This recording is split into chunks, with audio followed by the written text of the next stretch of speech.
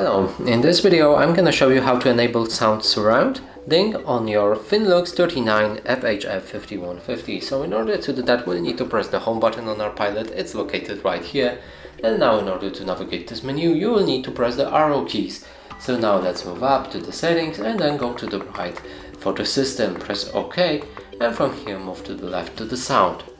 Now go down and make sure that Dolby Audio is disabled, because if you change it to any of these presets you won't be able to enable surround sound. So now let's enable our surround sound, and that's how you do it. Thank you for watching. Please consider subscribing to our channel, leave a like and a comment below.